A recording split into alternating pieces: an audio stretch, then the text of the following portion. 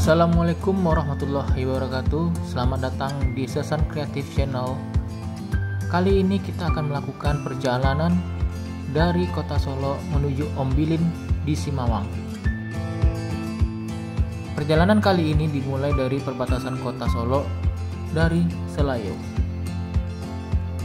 Sambil menikmati perjalanan, di video ini saya akan memberikan fakta tentang kota Solo yang dikutip dari Wikipedia.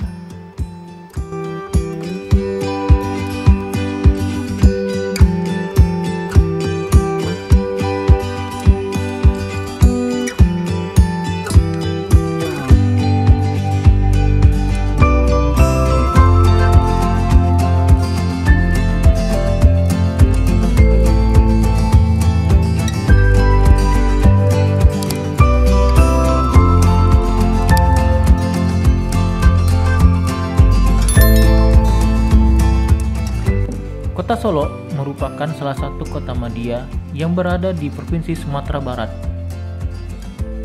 Pada pertengahan tahun 2021, jumlah penduduk kota Solo sebanyak 76.271 jiwa. Lokasi kota Solo sangat strategis karena terletak pada persimpangan jalan antar provinsi dan antar kabupaten. Dari arah selatan merupakan jalur lintas dari Provinsi Lampung, Provinsi Sumatera Selatan, dan Provinsi Jambi. Kota ini merupakan titik persimpangan untuk menuju Kota Padang sebagai ibu kota Provinsi Sumatera Barat yang jaraknya hanya sekitar 64 km.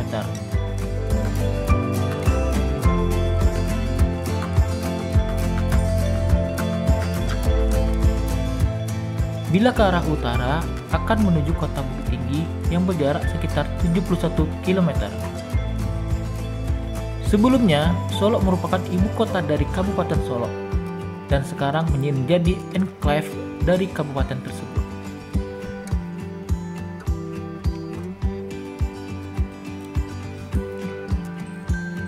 Kota Solo terletak pada posisi 0 derajat 32 menit lintang utara sampai dengan 1 derajat 45 menit lintang selatan dan 100 derajat 27 menit lintang timur sampai 101 derajat 41 menit bujur timur dengan luas 57,64 km persegi atau 0,14% dari luas Provinsi Sumatera Barat.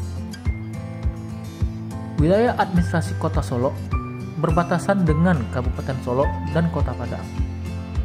Kota Solo memiliki peran sentral di dalam menunjang perekonomian masyarakat Kota Solo dan Kabupaten Solo pada umumnya.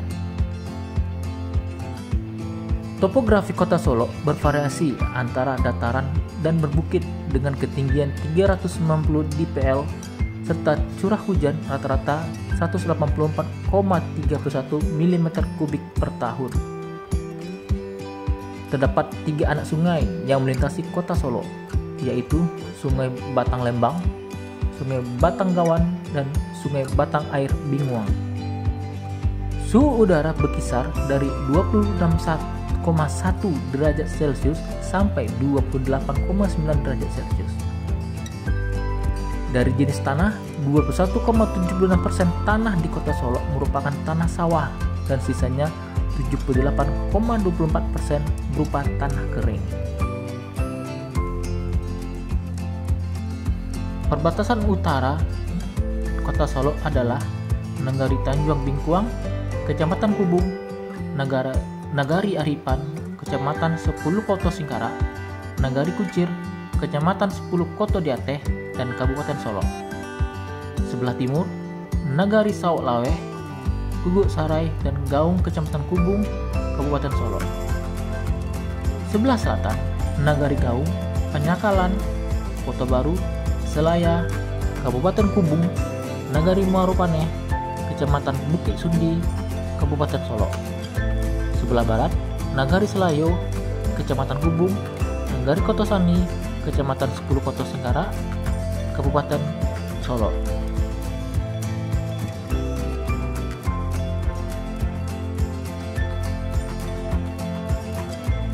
Sejarah Kota Solo dahulunya merupakan satu wilayah nagari di Kabupaten Solo, yaitu Nagari Solo.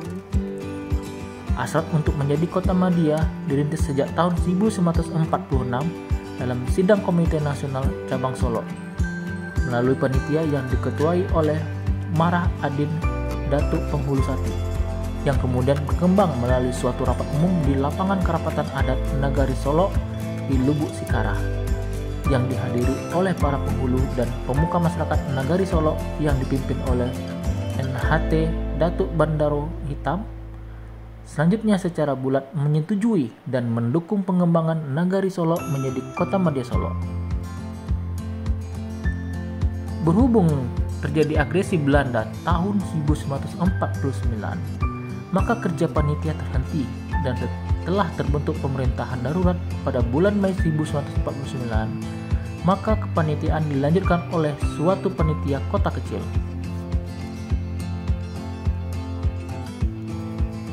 Harapan pembentukan kota ini kemudian mendapatkan sambutan dari pemerintah pusat, dan dalam rangka kemungkinan diresmikannya Nagari Solo menjadi kota madya, maka dibentuklah panitia persiapan peresmian pada 6 Januari 1968 bertempat di Masjid Pasar Nagari Solo yang dinamakan Panitia 10 yang diketuai oleh NHT Datuk Bandaro Basa, serta melalui bantuan Bupati Kepala Daerah Kabupaten Solo saat itu, Letkol Dr. Andes Zahlul Sultan Kebesaran.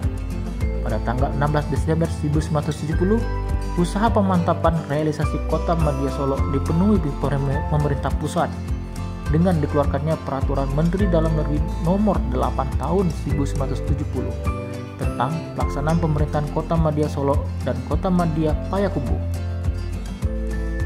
Kota Solo akhirnya diresmikan tanggal 16 Desember 1970 oleh Menteri Dalam Negeri yang pada saat itu dijabat oleh Amir Mahmud.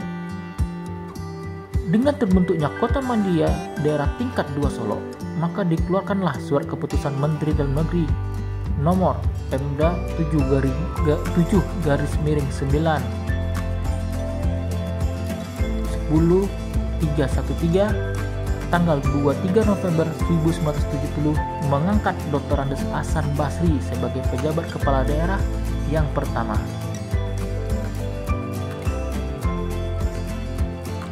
Pelayanan publik pemerintah Kota Solo mulai secara resmi dibuka pada tanggal 21 Desember 1970 di kantor Balai Kota Solo, dan mulai saat itu pemerintah Kota Madya Solo secara bertahap melaksanakan peningkatan kuantitas dan kualitas sumber daya manusia, aparatur bagi kelancaran penyelenggaraan pemerintah.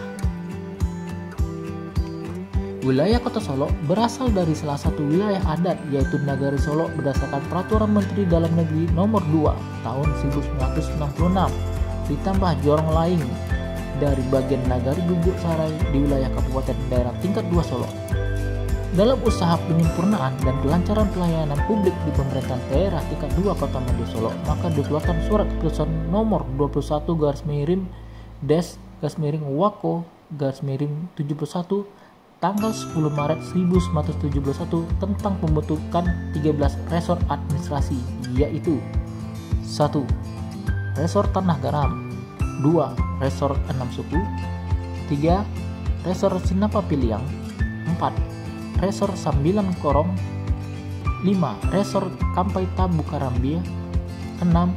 Resor Aro 4 Korong, 7. Resor Sipang Rumbio, 8. Resor Koto Panjang, 9. Resor Pasar Pandan Air Mati, 10. Resor Lain, 11. Resor Tanjung Paku, 12. Resor Nan Balimo, 13. Resor Kampung Jawa.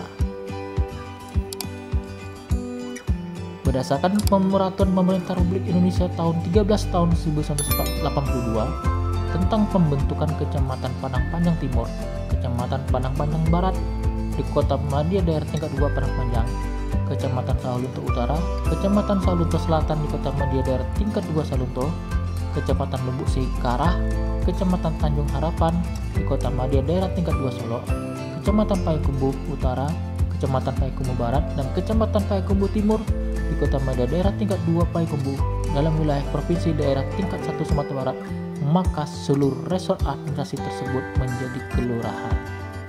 Dengan diberlakukannya Undang-Undang Nomor 22 Tahun 1999 tentang Pemerintahan Daerah yang disempurnakan dengan Undang-Undang Nomor 32 Tahun 2004 tentang Pemerintah Daerah, maka penggunaan istilah Kota Madia diubah dengan istilah kota, sehingga secara resmi kemudian sebutan Kota Madia Solo diganti menjadi Kota Solo.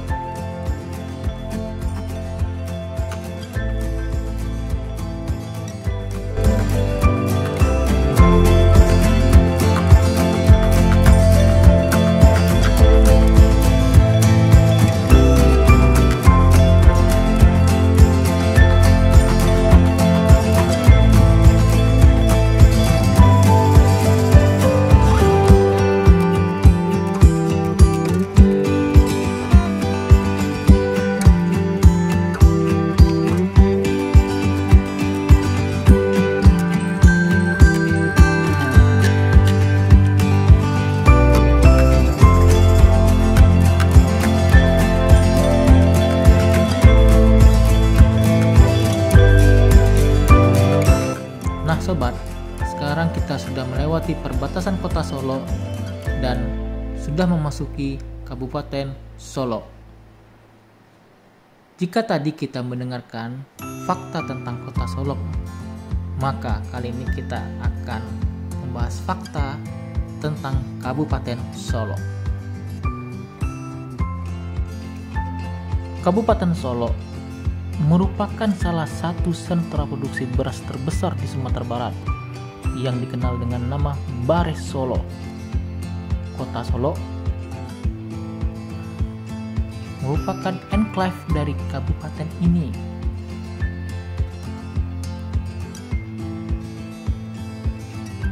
Sejarah Kabupaten Solo dahulunya merupakan wilayah rantau dari luhak tanah datar yang kemudian terkenal dengan luhak Pubuang Tigo Baleh. Di samping itu, wilayah Solok juga merupakan daerah yang dilewati oleh nenek moyang alam Surambi Sungai Pagu yang berasal dari tanah datar, yang disebut juga sebagai nenek kurang aso 60, yang artinya 60 orang leluhur alam Surambi Sungai Pagu. Perpindahan ini diperkirakan terjadi pada abad 13 sampai 14 Masehi. Kabupaten Solo bukanlah daerah baru karena Solo telah ada jauh sebelum undang-undang pembentukan wilayah ini dikeluarkan. Pada masa penjajahan Belanda dulu, tepatnya pada tanggal 9 April 1913, nama Solo telah digunakan sebagai nama sebuah unit administrasi setingkat kabupaten, yaitu Afdeling Solo, sebagaimana disebut di dalam Besluit Gubernur Jenderal Belanda yang kemudian dimuat di dalam Stadsblad van Nederlands Indië. Sejak ditetapkannya nama Solo setingkat kabupaten pada tahun 1913, hingga saat ini Solo tetap digunakan sebagai nama wilayah administratif pemerintahan setingkat kabupaten atau kota.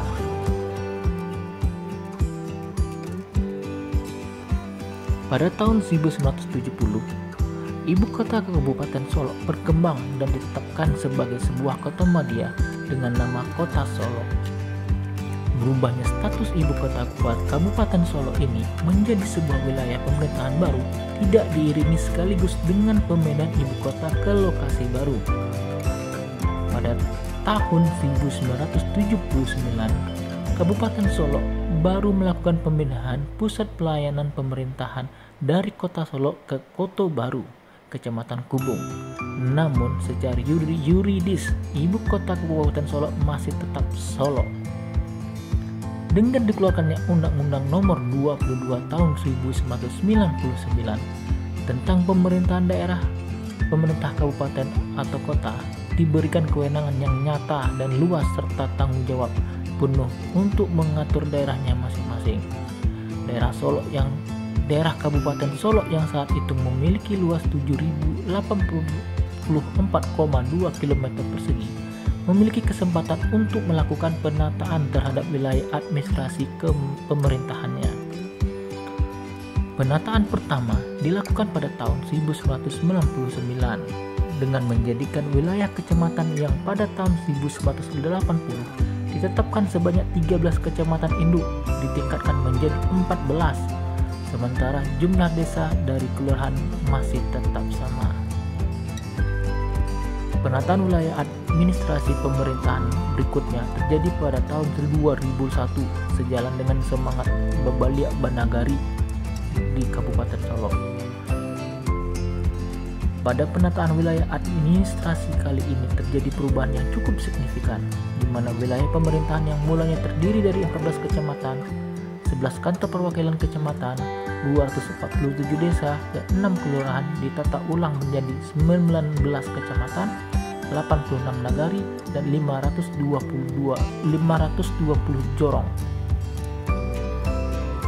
Wilayah administrasi terakhir ini ditetapkan dengan Perda nomor 4 tahun 2001 tentang pemerintahan nagari dan Perda nomor 5 tahun 2001 tentang pemetaan dan pembentukan kecamatan. Pada akhir tahun 2003, Kabupaten Solok kembali dimekarkan menjadi 2 kabupaten, yaitu Kabupaten Solok dan Kabupaten Solok Selatan.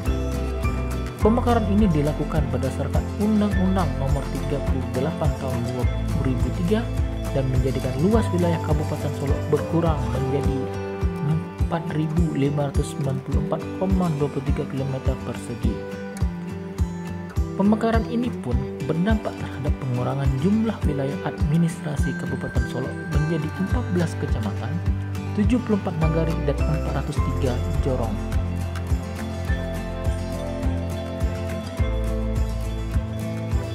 Dengan berbagai pertimbangan dan telaahan yang mendalam atas berbagai momentum lain yang sangat bersejarah bagi Solok secara umum, pemerintah daerah dan masyarakat menyepakati peristiwa pencantuman nama Solok pada tanggal 9 April 1913 sebagai sebuah nama unit administrasi setingkat kabupaten pada zaman Belanda sebagai momentum pijakan yang akan diperingati sebagai Hari Jadi Kabupaten Solok. Kesepakatan ini pun dikukuhkan dengan Perda nomor 2 tahun 2009 tentang penetapan Hari Jadi Kabupaten Solok pada tanggal 9 April 2010 merupakan kali pertama Kabupaten Solok memperingati hari jadinya yang ke-97.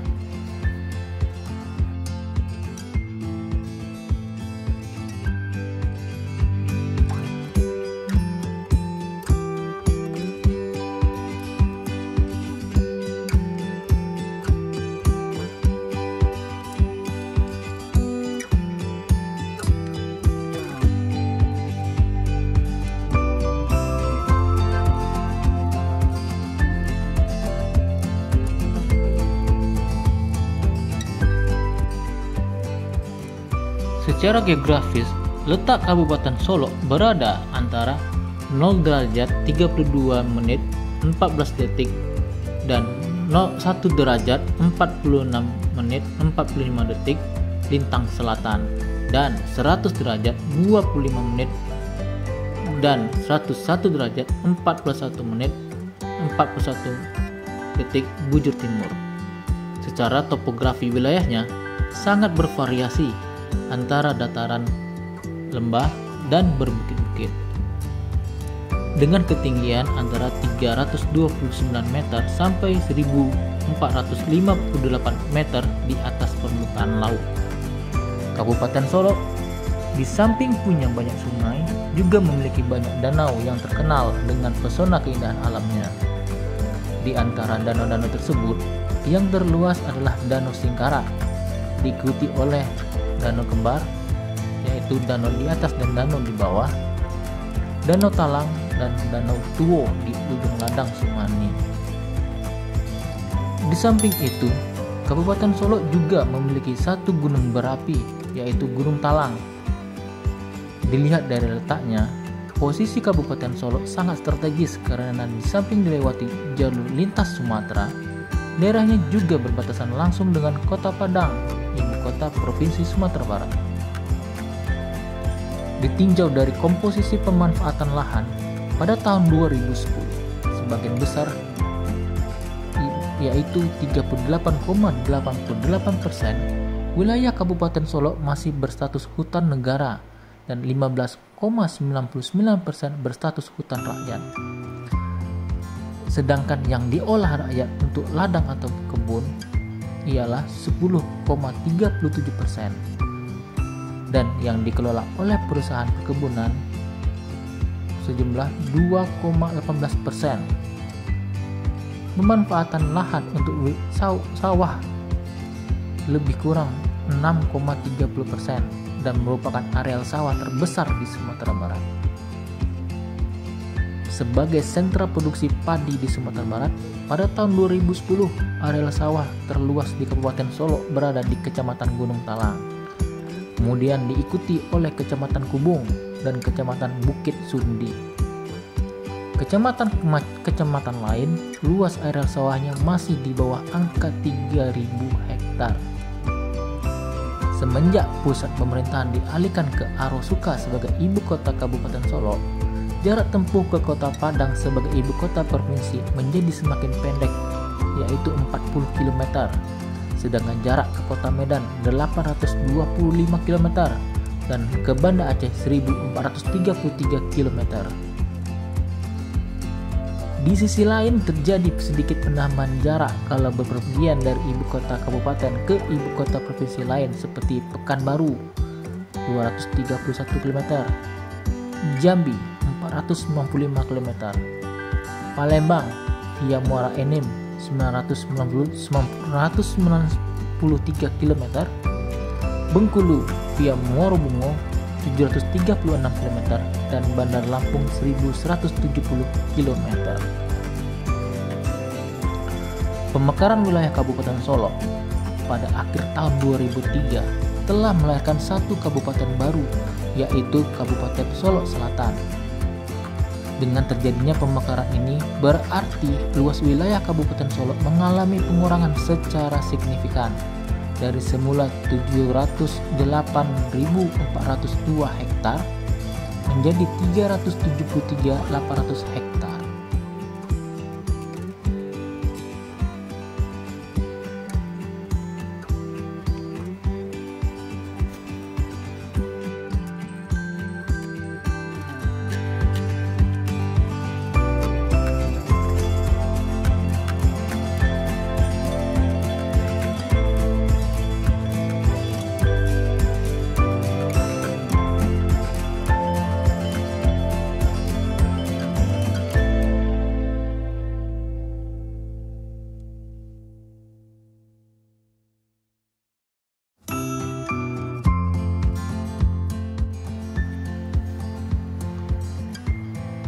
Pemerintahan Kabupaten Solo dibentuk berdasarkan Undang-Undang Nomor 12 Tahun 1956 tentang pembentukan daerah otonom dalam lingkungan Provinsi Sumatera Tengah.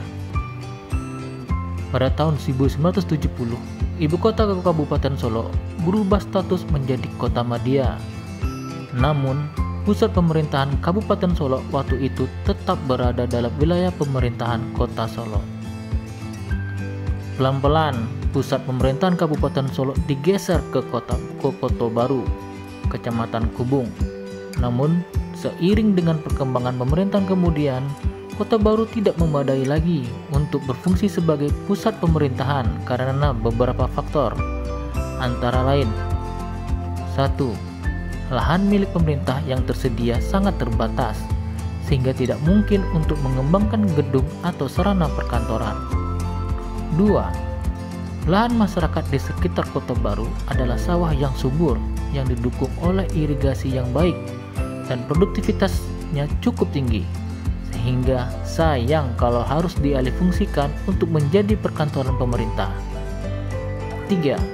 Letak Kota Baru tidak berada di tengah-tengah wilayah administrasi pemerintahan kabupaten, sehingga cukup menyulitkan bagi masyarakat yang berjarak jauh. Karena keterbatasan lahan di Kota Baru, sebagian bangunan perkantoran pemerintah Kabupaten Solo masih terdapat dalam wilayah administrasi Kota Solo, sehingga mempersulit koordinasi atau konsultasi antar unit kerja. Juga terpisahnya perkantoran ini membuat prosedur pelayanan masyarakat menjadi tidak efektif dan efisien. Tanggal 6 November 1997 diadakan diskusi persiapan pemindahan ibu kota kabupaten antara jajaran eksekutif dan legislatif pemerintah Kabupaten Solo dengan tokoh masyarakat dan para perantau di Gedung Solo Nan Indah, Kota Baru.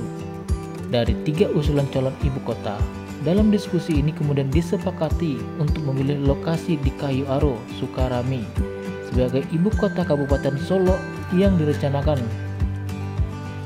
2 calon yang lain adalah Sungai Nanam di Kecamatan Lembah Gumanti dan Marupaneh di Kecamatan Bukit Sundi. Lokasi yang dimaksud adalah lahan sekitar 500 hektar yang terletak di perbatasan antara Kayu Aro dan Sukarami di pinggir Jalan Raya Solo Padang yang merupakan salah satu jalur lintas Sumatera. Untuk ini, kemudian dibuat pembahasan dan perencanaan matang terhadap semua aspek yang menyangkut keberadaan ibu kota tersebut, seperti aspek sosial ekonomi, aspek geografi dan topografi, serta dilengkapi dengan AMDAL atau analisis mengenai dampak terhadap lingkungan, di mana ditegaskan bahwa pembangunan ibu kota ini tidak akan melakukan perubahan ekstrim terhadap kondisi lahan dan bentang alam, menjaga kawasan sekitar dari pengerusakan yang tidak perlu, dan mengalokasikan hanya sekitar 40% dari luas lahan keseluruhan untuk sarana dan prasarana pembangunan. Struktur administrasi pemerintahan Kabupaten Solo terdiri dari 14 kecamatan dengan 74 nagari dan 403 jorong. Kecamatan yang memiliki nagari terbanyak adalah Kecamatan 9 Koto Sungai Lasi dan Kecamatan 10 Koto. Di atas masing-masing memiliki 9 nagari. Sedangkan kecamatan dengan jumlah nagari terkecil terdapat di Kecamatan Pantai Cermin, Kecamatan Danau Kembar, dan Kecamatan Junjung Sirih yang masing-masing hanya memiliki 2 nagari.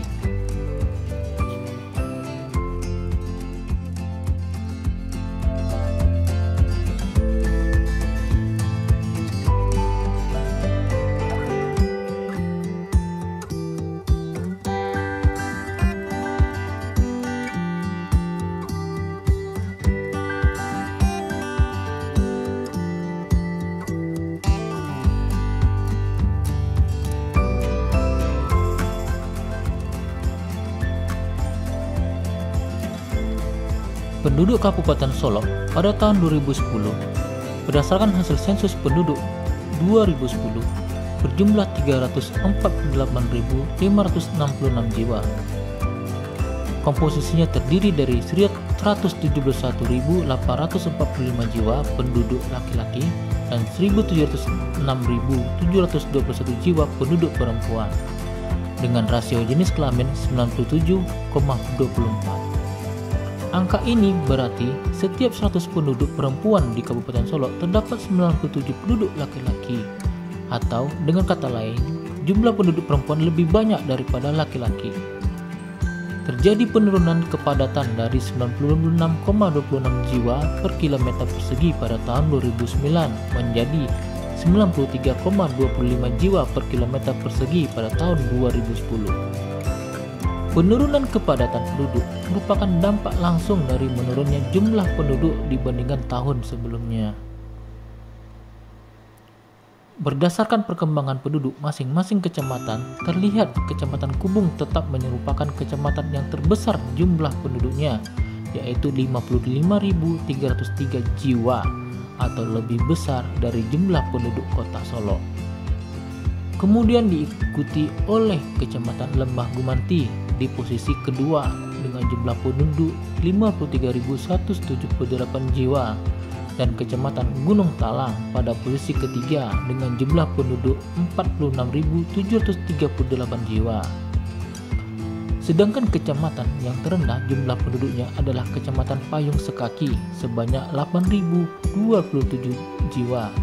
Hal tersebut tidaklah berlaku untuk kepadatan penduduk, di mana Kecamatan Kubung merupakan kecamatan terpadat diikuti oleh Kecamatan Danau Kembar, sedangkan Kecamatan Tigo Lurah merupakan kecamatan terjarang jumlah penduduknya.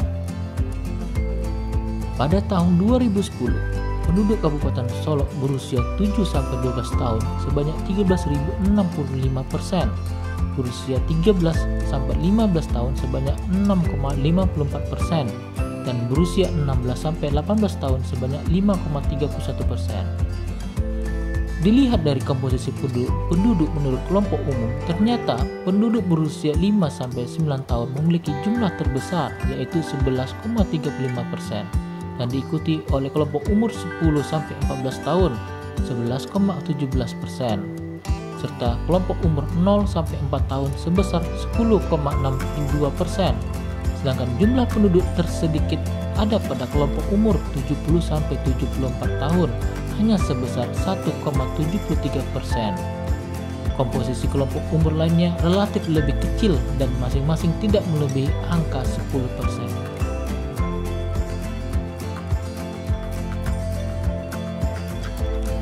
Pariwisata Kabupaten Solok memiliki pesona alam yang tidak dimiliki daerah lain, seperti pesona danau di atas dan danau di bawah, Danau Singkara, Danau Talang, serta Danau Tuo.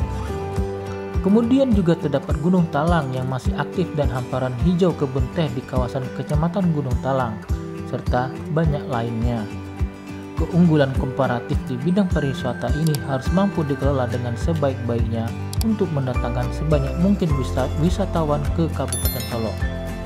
Pada gilirannya, diharapkan dengan peningkatan kunjungan wisatawan akan mampu menggerakkan perekonomian dan meningkatkan pendapatan masyarakat. Objek wisata yang saat ini juga sedang dikembangkan adalah wisata pemandangan alam dari perbukitan seperti Angin Berembus dan Puncak Gobah di Aripan, Bukit Cinangkiek di Singkara, Bukit Kanada di Kacang, Puncak Happy di Gubuk Sarai. Oke, sobat, sebentar lagi kita memasuki kawasan Danau Singkara. Mari kita bahas fakta-faktanya.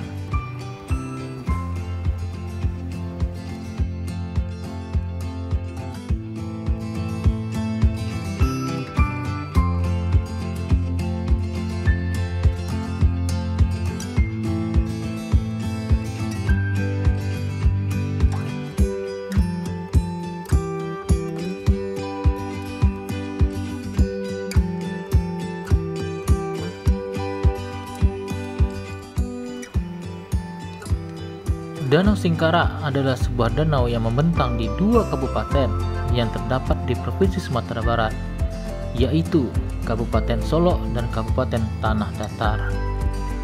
Danau ini memiliki luas 107,8 km persegi dan merupakan danau terluas kedua di Pulau Sumatera setelah Danau Toba di Sumatera Utara. Danau ini merupakan hulu dari sungai atau batang ombilin. Namun, sebagian air danau ini dialirkan melalui terowongan menembus Bukit Barisan ke Batang Anai untuk menggerakkan generator PLTA Singkara di dekat Lubuk Alung, Kabupaten Padang Pariaman. Danau Singkara merupakan salah satu hasil dari proses tektonik yang dipengaruhi oleh sesar Sumatera. Danau ini adalah bagian dari Cengkungan Singkara Solok yang termasuk di antara segmen dari sesar Sumatera. Cekungan dari danau ini terbentuk dari sebuah amblesan yang disebabkan oleh aktivitas pergerakan sesar Sumatera. Cekungan besar ini terbendung oleh material vulkanik dari letusan gunung api sekitarnya. Akibat pembendungan material vulkanik ini terbentuklah Danau Singkara di satu bagian Cengkungan Singkara Solok. Berbeda dengan Danau Maninjau yang terbentuk akibat letusan gunung api. Danau Singkara terbentuk utamanya karena proses tektonik. Secara geografi dan hidrografi, letak dari Danau Singkara berada pada koordinat 0,36 derajat lintang selatan dan 100,3 bujur timur, dengan ketinggian 363,5 meter di atas permukaan laut. Luas permukaan air Danau Singkara mencapai 11.200 hektar dengan panjang maksimum 20 km dan lebar 6,5 km dan kedalaman 268 meter. Danau ini memiliki daerah aliran air sepanjang 1076 km dengan curah hujan 82 hingga 252 mm per bulan.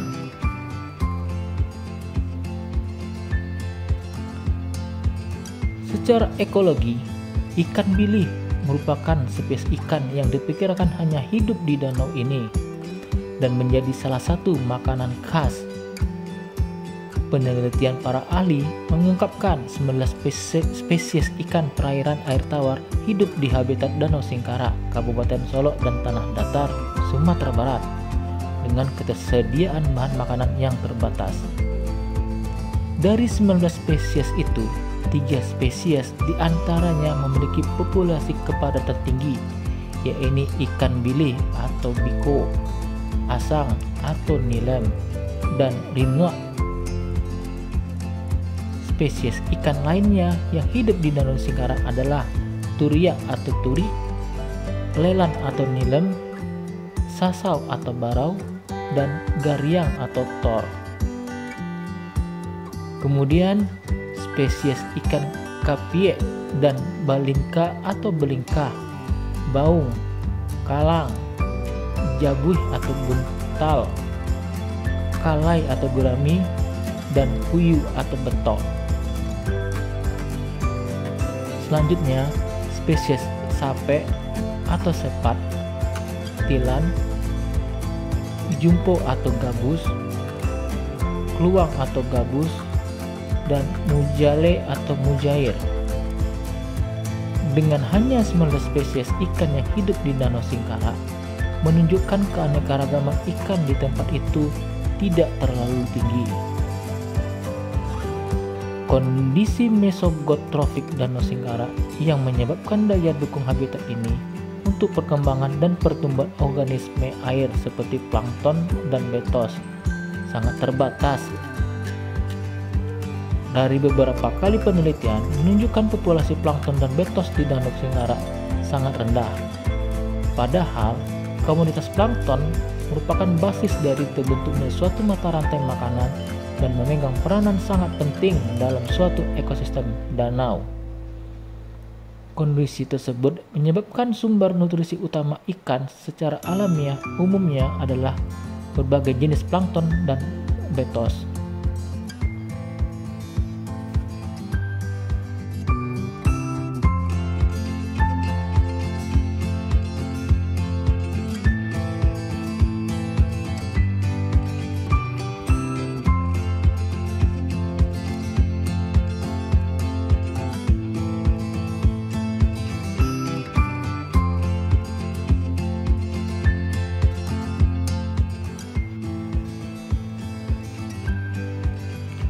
Danau Singkara selain untuk pusat pariwisata juga sebagai pusat olahraga.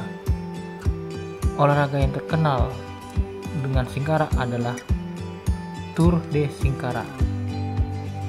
Tour de Singkara adalah kejuaraan balap sepeda resmi dari Persatuan Balap Sepeda Internasional atau Union Cyclist International yang diselenggarakan setiap tahun di Sumatera Barat. Kejuaraan yang pertama kali diselenggarakan pada tahun 2009 ini merupakan balapan jalanan raya jauh yang umumnya diadakan sekitar bulan April hingga Juni dan berlangsung selama seminggu. Kejuaraan ini telah menjalin kerjasama dengan Amaury Sport Organization yang menjadi penyelenggara Tour de France di Prancis. Ranking Tour de Singkara pada tingkat dunia dari jumlah penonton menduduki peringkat kelima setelah Tour de France, Giro d'Italia, Vuelta a España, dan Santos Tour Down Under. Sesuai dengan namanya, Singkara yang merupakan danau terbesar di Sumatera Barat menjadi bagian dari jalur lintasan Tour de Singkara. Selain itu, beberapa kawasan wisata lain juga menjadi bagian dari jalur lintasan, termasuk Lembah Harau, Kota Tambang Sawalunto, Istana Pagaruyung, Danau Maninjau, Kelos 44, Perkampungan Adat Nagari Sejunjung, Danau di atas, dan Danau di bawah.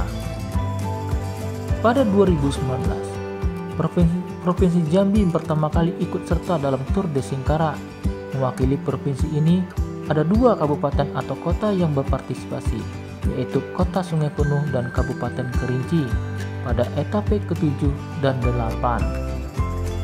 Ikut sertanya Jambi dalam Tour de Singkarak diharapkan dapat meningkatkan infrastruktur terutama jalan yang dilalui rute balap. Pada 2020, Tour de Singkarak ditiadakan akibat pandemi COVID-19 di Sumatera Barat.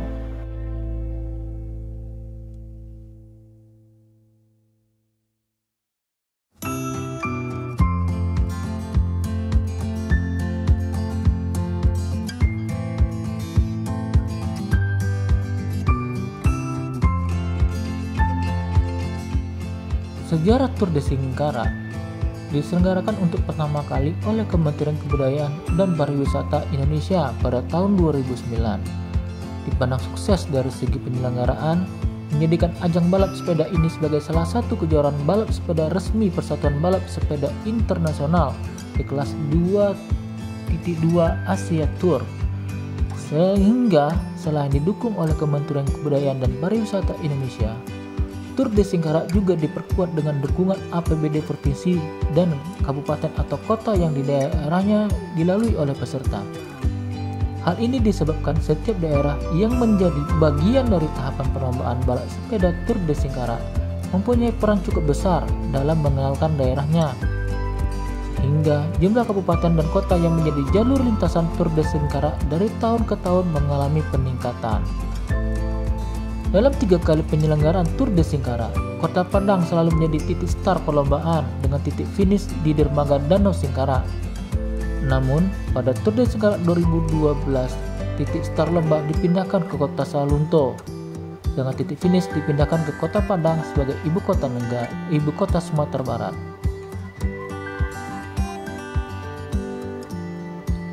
Dampak diselenggarakannya Tour de Singkarak dinilai telah dapat meningkatkan kunjungan wisatawan mancanegara ke Sumatera Barat. Bahkan pada tahun 2011 naik hingga 13,2% atau di atas kenaikan pariwisata nasional 8,9%.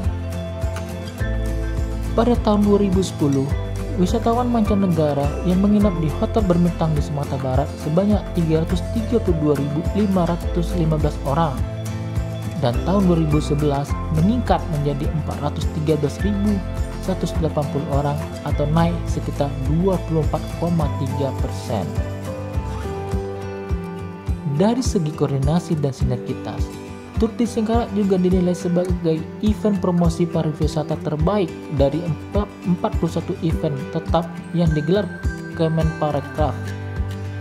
Sinergitas itu terlihat dari kekompakan para pimpinan daerah dalam mendukung kegiatan tersebut. Gubernur berikut para wali kota dan bupati selalu menghadiri langsung rapat koordinasi.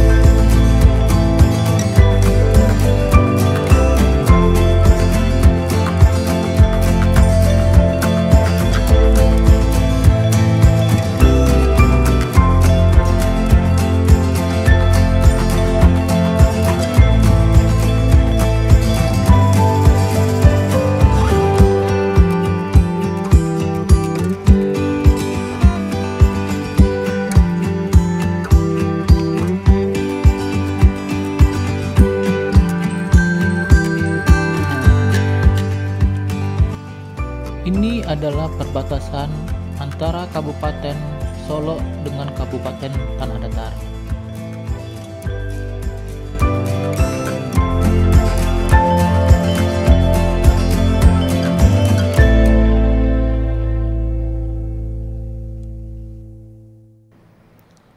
Karena kita sudah memasuki Kabupaten Tanah Datar, maka kita akan membicarakan fakta yang ada di Kabupaten Tanah Datar ini.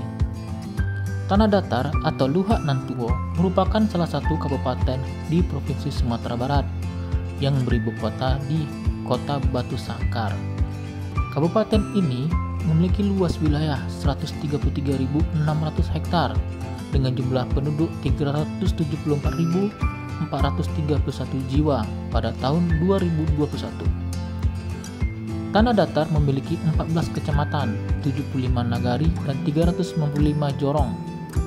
Kabupaten ini merupakan daerah agraris, lebih dari 70% penduduknya bekerja pada sektor pertanian, baik pertanian tanaman pangan, perkebunan, perikanan, maupun peternakan. Kabupaten Tanah Datar menjadi 7 kabupaten terbaik di Indonesia dari 400 kabupaten yang ada.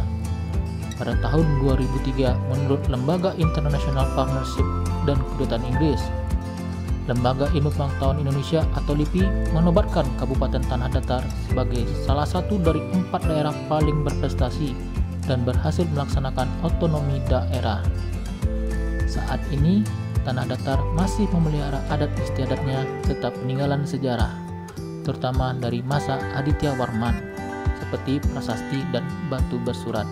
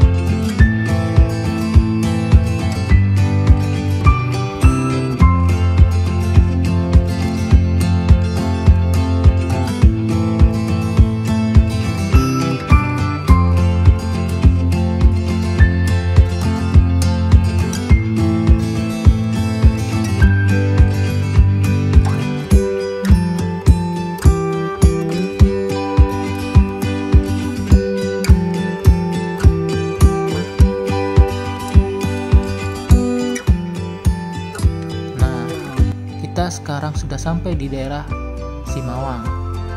Simawang merupakan salah satu nagari yang termasuk ke dalam wilayah Kecamatan Rambatan, Kabupaten Tanah Datar. Nagari ini terletak dekat Batu Sangkar, ibu kota dari Kabupaten Tanah Datar. Jadi, selamat datang di Ombilin Simawang.